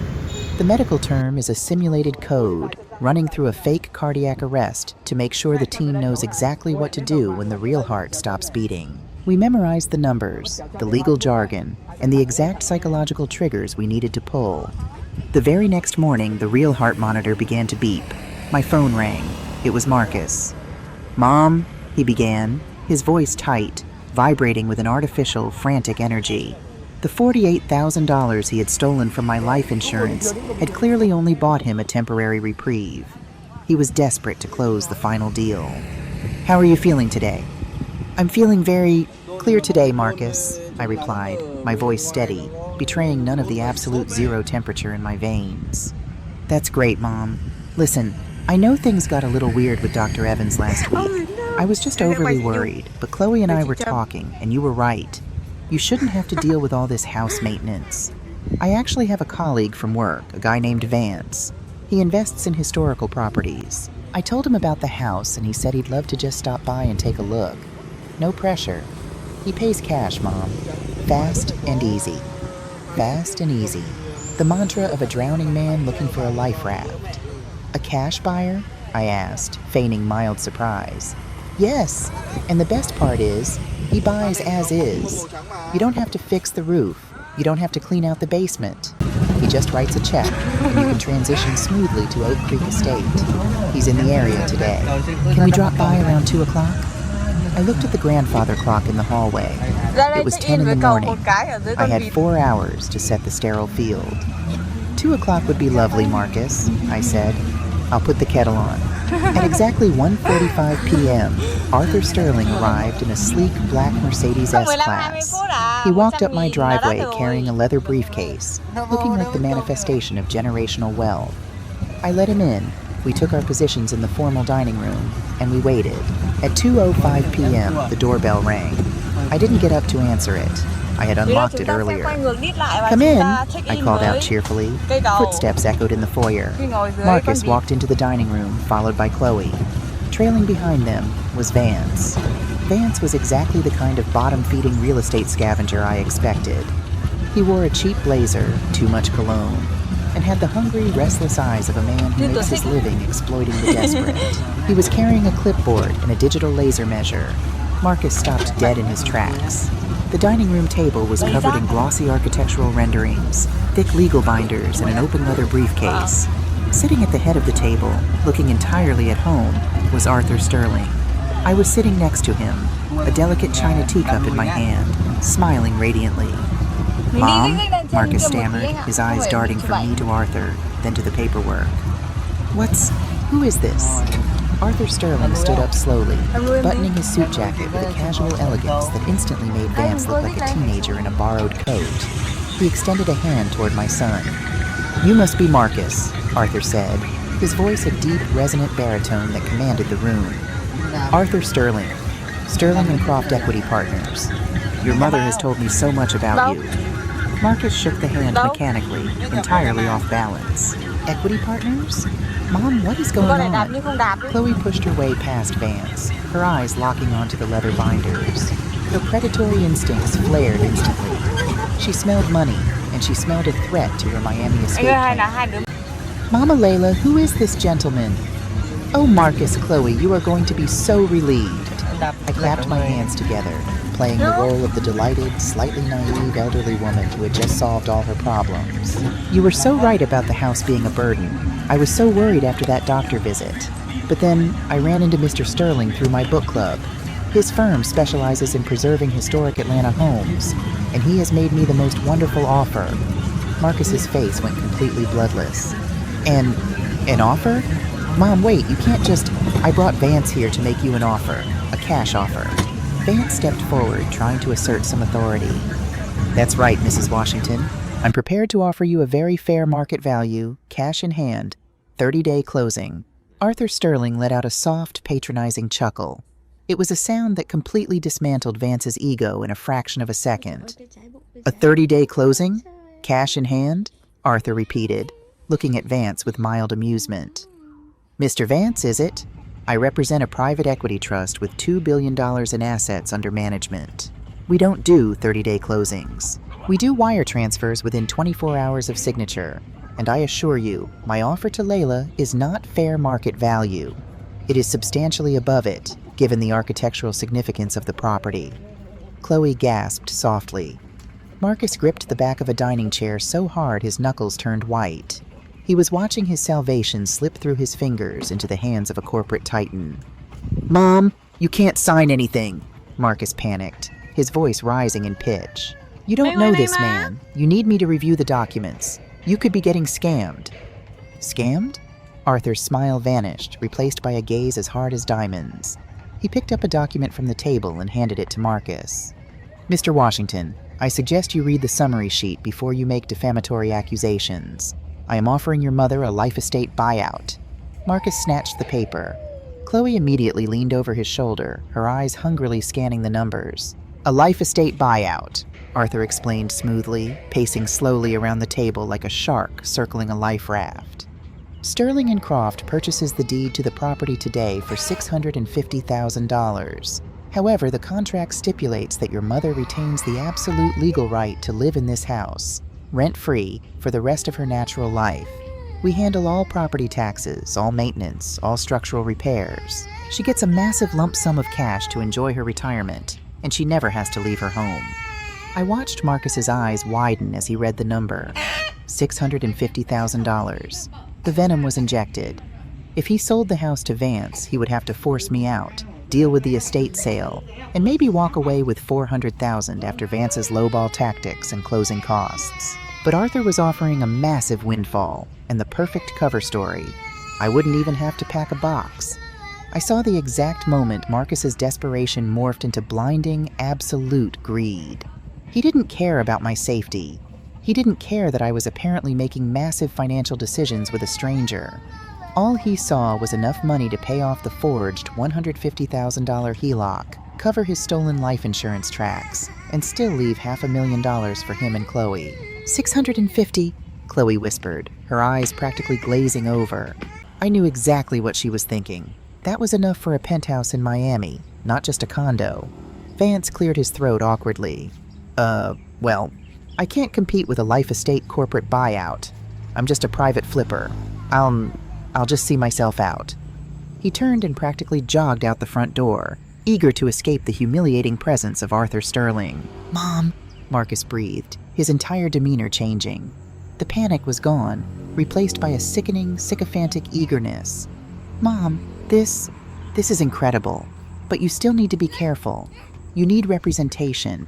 You need me to handle the funds, just to make sure it's secure." There it is. He needed to intercept the check. He needed to make sure the money went into a joint account he could access to pay off his felony quietly. "Of course, Marcus," I said softly, reaching out to pat his hand. "I wouldn't dream of doing this without my son. Mr. Sterling said the closing is very simple, but I told him I wanted you there." "I absolutely insist on it," Arthur Sterling agreed smoothly, closing his leather briefcase with a satisfying snap. "Transparency is the cornerstone of my firm. We have an expedited closing scheduled for tomorrow morning at 10 a.m. at my attorney's office downtown. The documents are prepared. The wire transfer is authorized. I want you there, Marcus, to review the final deed transfer and the disbursement of the $650,000. "Tomorrow?" Marcus choked out, a manic smile spreading across his pale face. He had been standing on the gallows, and suddenly he thought he had been handed the keys to the castle. Yes, absolutely. I will be there. We will both be there."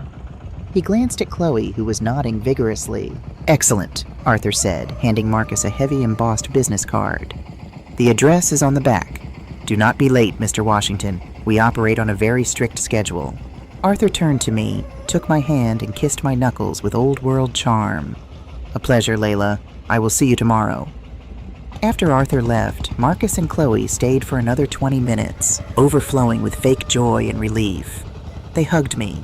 They told me how much they loved me. They celebrated the massive fortune they believed they were about to intercept. When they finally drove away, I walked into the kitchen, picked up the dish towel, and wiped down the pristine granite counter. The address on the back of Arthur's card was an office building downtown. It was real. The suite number, however, did not belong to Sterling and Croft Equity Partners. It belonged to Evelyn Carter, attorney at law. The trap was fully set. The bait had been swallowed. The only thing left to do was pull the lever and watch the floor drop out from under them. In the surgical theater, there is a specific moment that every doctor knows. It is the moment the scalpel makes the final, deep incision, pulling back the flesh to reveal the disease hiding underneath. There is no more guesswork. There is no more hiding behind symptoms or test results. The tumor is exposed to the harsh, unforgiving glare of the operating lights, and the only thing left to do is cut it out. Wednesday morning, the sky over Atlanta was a brilliant, cloudless blue. I dressed with the meticulous care of a surgeon scrubbing in for a high-stakes procedure. I did not wear the soft floral blouses of a fragile widow. I wore a sharp, charcoal gray tailored suit with a crisp white silk collar. I clasped Thomas's gold watch around my wrist, its weight a comforting anchor. I arrived at Evelyn Carter's downtown law office at 9 a.m. Arthur Sterling was already there, looking impossibly sharp in a navy pinstripe suit, drinking espresso from a small porcelain cup. "Good morning, Layla," Arthur said, his eyes gleaming with the predatory thrill of the trap. "Are we ready to deliver the diagnosis?" "The instruments are sterilized, Arthur," I replied smoothly, taking my seat at the far end of the massive polished mahogany conference table. At exactly 9:55 a.m., the heavy glass doors of the suite opened. The receptionist led Marcus and Chloe down the hallway. I could hear Chloe's heels clicking rapidly on the hardwood floor, the sound of pure, unadulterated greed marching toward its prize. They walked into the conference room. Marcus was practically vibrating with nervous energy. He wore his best designer suit, but his tie was slightly crooked, and the dark circles under his eyes betrayed the suffocating pressure he was under. He thought he was walking into a $650,000 salvation. Chloe was wearing a stunning, bright coral dress. She looked like a woman who was already packing her bags for a tropical climate. "Mom," Marcus said, rushing forward to kiss my cheek. His hands were clammy. "You look wonderful. We're so excited." "Good morning, Marcus." "Chloe," I said, my voice perfectly neutral. Arthur stood at the head of the table, his leather briefcase open, thick stacks of watermarked paper fanned out before him. "Please take a seat. We have a lot of ground to cover, and my schedule is unforgiving." Marcus and Chloe sat down opposite me. Marcus rubbed his hands together, his eyes locked onto the documents. "So, Mr. Sterling, the wire transfer, is it already queued up with your bank?" "The capital is entirely fluid, Mr. Washington," Arthur answered, his tone smooth as glass. "But before we get to the disbursement, we must verify the legal parameters of the seller. I need you, as your mother's advisor, to review the primary title disclosure." Arthur slid a single, thick document across the polished mahogany. It stopped perfectly in front of Marcus. Marcus picked it up eagerly. Chloe leaned in, her shoulder pressing against his, her eyes scanning the text for the massive dollar amount. But as Marcus read the first paragraph, his eager smile froze. His brow furrowed in confusion. "Wait, Mr. Sterling, there's a typo here," Marcus stammered, tapping the paper. "This says the seller is the Layla M. Washington Living Trust, but my mother owns the house. It should just say her name." "There is no typo, Mr. Washington," a voice rang out from the doorway. Marcus's head snapped up. Chloe gasped.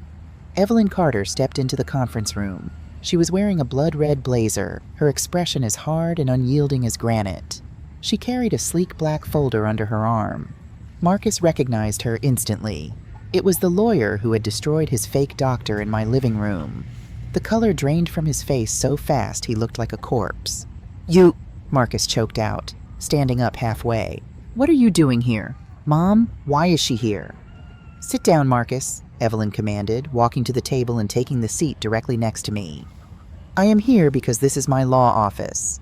You are sitting in my conference room, and Mr. Sterling is not a private equity investor." Arthur leaned back in his chair, a slow, terrifying smile spreading across his face.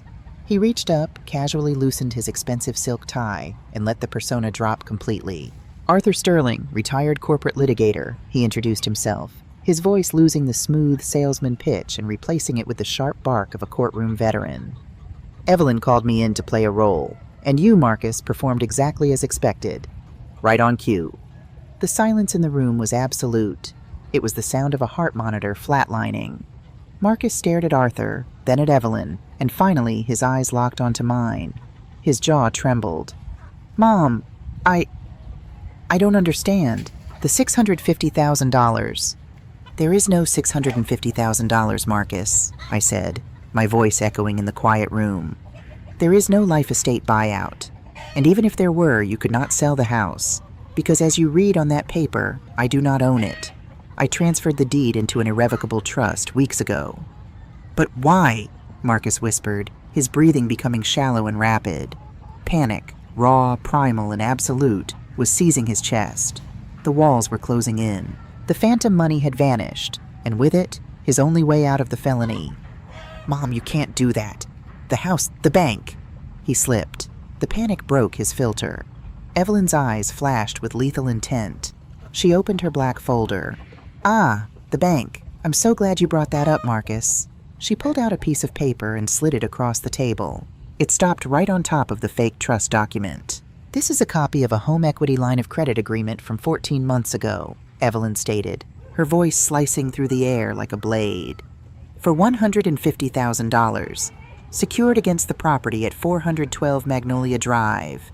Do you recognize it, Marcus?" Marcus stared at the paper as if it were a venomous snake. He began to shake. Physically, violently shake. "Look at the signature at the bottom, Marcus," I commanded, my voice turning to ice. Look at the forgery you committed to steal from your own mother to cover your failed commercial investments." Chloe let out a sharp, genuine cry of shock. She shoved her chair back, staring at Marcus as if he had mutated into a monster. $150,000? A forged HELOC? Marcus, what did you do? You told me you just had some credit card debt. "Chloe, shut up," Marcus snapped, terror making him vicious. He turned back to me, tears streaming down his face, his hands raised in surrender. Mom, please. I was desperate. The investments went bad. The guys I borrowed from, they were going to ruin me. I was going to pay it back.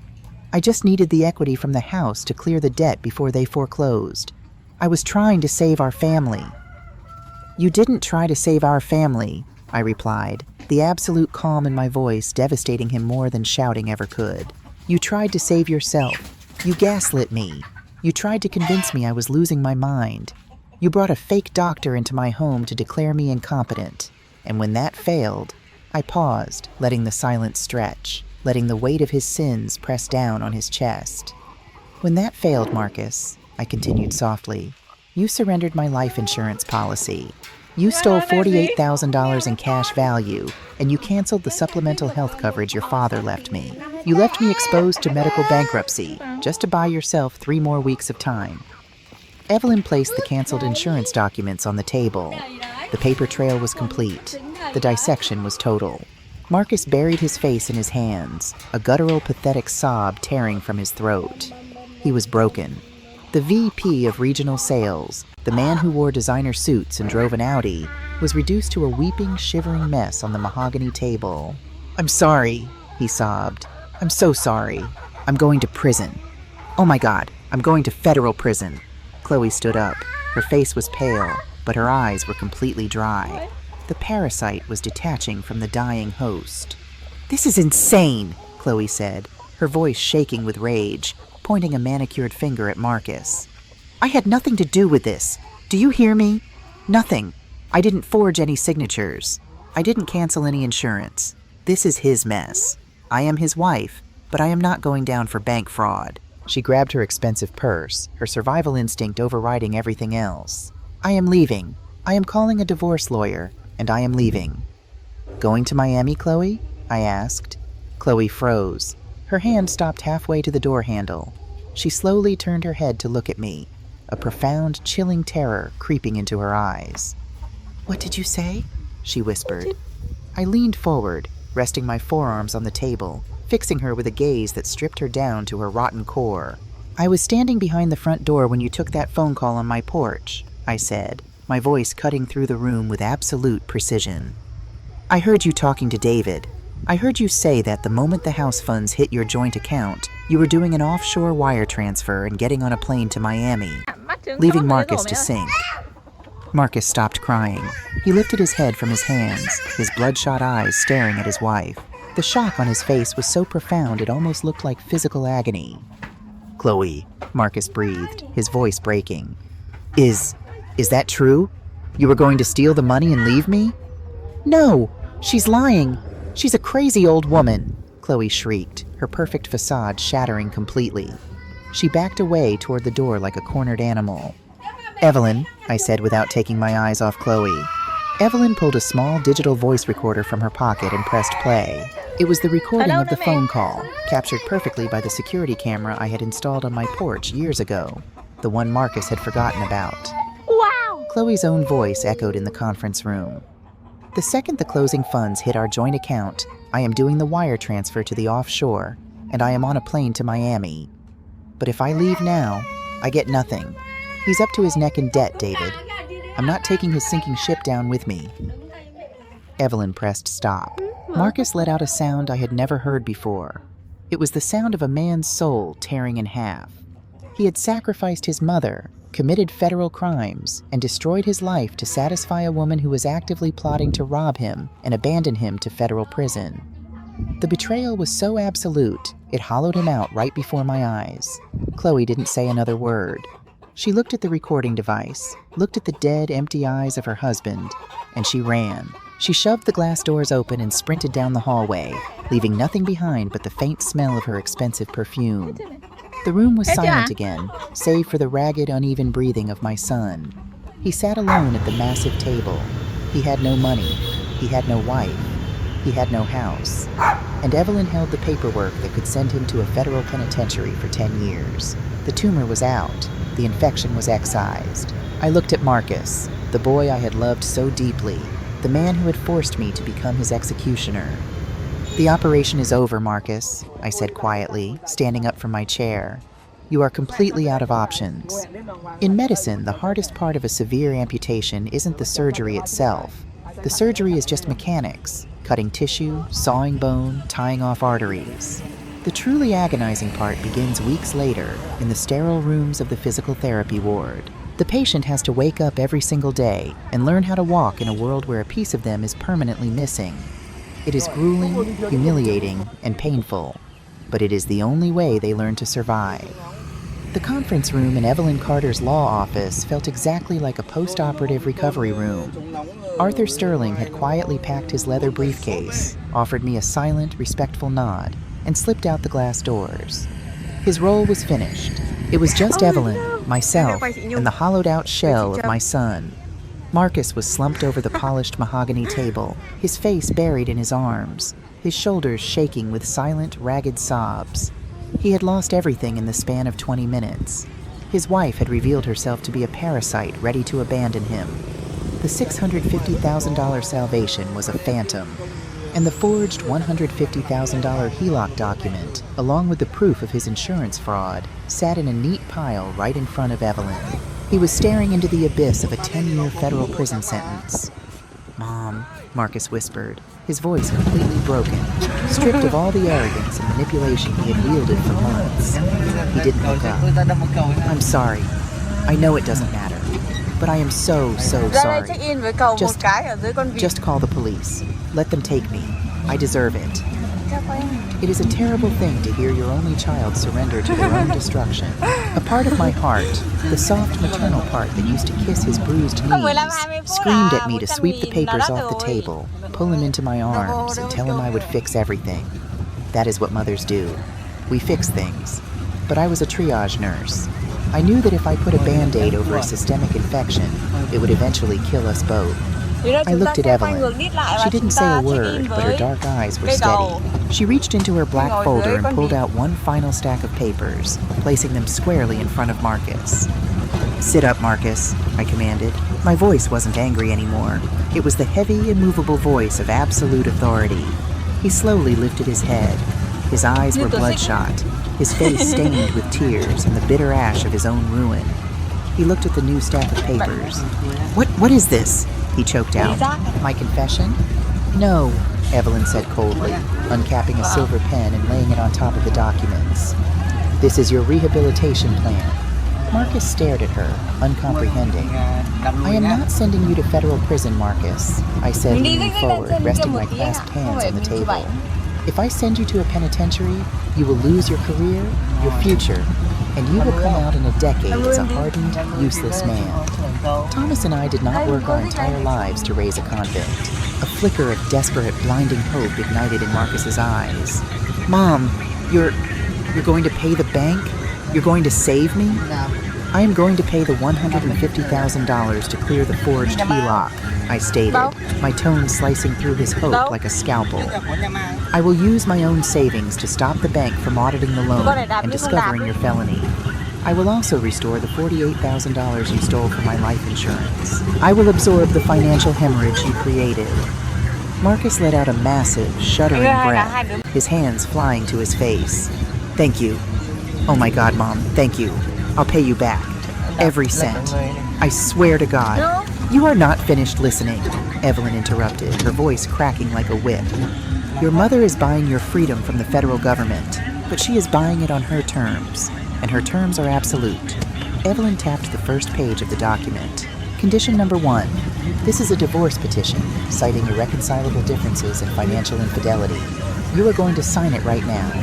You will freeze all joint accounts, and you will lock Chloe out of your life. She gets nothing from you, and she gets absolutely nothing from your mother's estate. If you speak to her, if you warn her, if you send her a single dime of the money you have left, the deal is off." Marcus didn't even hesitate. The memory of Chloe's recorded voice plotting to abandon him was still ringing in his ears. He picked up the pen and signed his name with a violent, jagged stroke. Condition number 2, Evelyn continued, flipping the page. This is a formal renunciation of inheritance. You are legally acknowledging that you are permanently removed from the Layla M. Washington Living Trust. When your mother passes away, whether that is tomorrow or in 30 years, this house, her pension, and her remaining assets will be liquidated and donated entirely to charity. You will not inherit a single brick of that red house. Marcus's hand hovered over the paper. The ultimate prize he had been trying to steal, his safety net, his unearned wealth, was officially gone forever. He looked at me, searching for a trace of a bluff. He found a wall of solid stone. He swallowed hard, lowered the pen, and signed it. And finally, I said, taking over for Evelyn. I looked directly into his eyes, ensuring he felt the full weight of the sentence I was about to deliver. Condition number 3. You are a man who has forgotten the value of human dignity. You looked at your own mother and saw nothing but an asset to be liquidated. You need to learn how to see people again. I slid a small white card across the table. It had a name and an address printed on it. The St. Jude's Haven for the Elderly.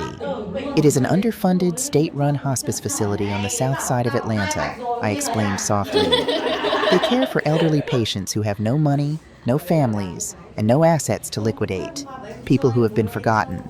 Starting this Saturday, and every single weekend for the next 5 years, you are going to volunteer there. You are going to change bedpans. You are going to feed them. You are going to sit with them while they die. You are going to work unpaid, unrecognized, and without complaint. Marcus stared at the small white card. 5 years? He whispered. 5 years, I confirmed. And Marcus, I want you to be very clear about the sword hanging over your head. Evelyn gathered the forged HELOC document, the canceled insurance forms, and the digital voice recorder. She placed them all into her black leather folder and zipped it shut. I am locking these originals in my firm's most secure vault, Evelyn told him, her eyes narrowing into dark slits. If you miss a single weekend at that hospice without a documented medical emergency, if you try to contact your mother to ask for money, if you retaliate in any way, I will personally walk this folder into the FBI field office in Atlanta. I will hand them a neatly packaged federal bank fraud case, and I will watch them put you in handcuffs. Do you understand? It was the ultimate, inescapable trap. I had not destroyed him, but I had placed him in a prison of his own making. He was free to live his life, to work his corporate job, to breathe the outside air. But his weekends, his inheritance, and his absolute obedience belonged to me. Marcus looked at the signed divorce papers. He looked at the renunciation of his inheritance.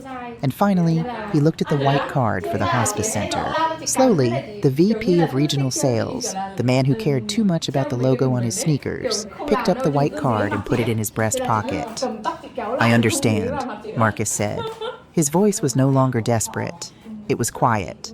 It was the sound of a man who had finally hit the absolute bottom and realized the only way left to go was a slow, agonizing crawl upward. Good, I said, standing up from the table. I picked up my purse and adjusted Thomas's gold watch on my wrist. Then the consultation is over. Evelyn, thank you. I will see you at book club on Thursday. Always a pleasure, Layla, Evelyn smiled, a genuine warm expression returning to her face. I turned and walked toward the glass doors. I didn't look back at Marcus. A surgeon doesn't stick around to hold the patient's hand during physical therapy. The healing was up to him now. 6 months later, the spring arrived in Atlanta with a sudden, breathtaking warmth. The old magnolia tree in my front yard exploded into massive, fragrant white blossoms. The red bricks of the house seemed to glow in the late afternoon sun. I was kneeling in the dirt near the front walkway, wearing an old straw hat, carefully pruning the rose bushes Thomas and I had planted 3 decades ago. Shirley was sitting on the porch swing, drinking a tall glass of sweet tea, the ice clinking softly against the glass. Did you hear from Evelyn? Shirley asked, setting her book down. I did, I replied, snipping a stray thorn with my shears. The bank processed the final payoff for the HELOC last week. The title is completely clean. The trust is impenetrable. And the boy? Shirley asked gently. She was the only one who still called him the boy. I paused, sitting back on my heels, wiping a smudge of dirt from my forehead. Marcus had filed the divorce papers that very afternoon. Chloe had fought, she had screamed, she had threatened to hire vicious lawyers. But when Marcus coldly informed her that his net worth was officially zero, that the house was gone, and that she could either sign the papers or explain to the FBI why her voice was on a recording discussing offshore wire transfers, she packed her designer bags and vanished. I hadn't seen or heard from her since. As for Marcus, he was serving his sentence. Evelyn received a weekly attendance log from the director of St. Jude's Haven. For the first 2 months, the reports noted that Marcus was sullen, withdrawn, and visibly uncomfortable. But last week, the director had written a small note in the margin. Marcus sat with Mr. Henderson for 3 hours on Sunday, held his hand while he passed. He is learning. He was learning. He is doing his hours, Shirley, I said, looking down at the fresh green leaves of the rose bush. He is working. He is paying his own debts. It is a long road, but yeah, he is walking it. You did the right thing, Layla, Shirley said, her voice rich with unwavering support. You saved your home, and you might just save his soul. I smiled, a quiet, peaceful smile that reached all the way to my eyes. I stood up, took off my gardening gloves, and looked at my home. The stained glass window caught the golden hour sunlight, throwing a mosaic of ruby and sapphire across the porch. The neighborhood around me was changing, the glass and steel monstrosities inching closer, but they could not touch this sanctuary. I had diagnosed the sickness. I had excised the tumor. I had survived the trauma. The house was quiet, it was safe, and it was entirely, indisputably mine.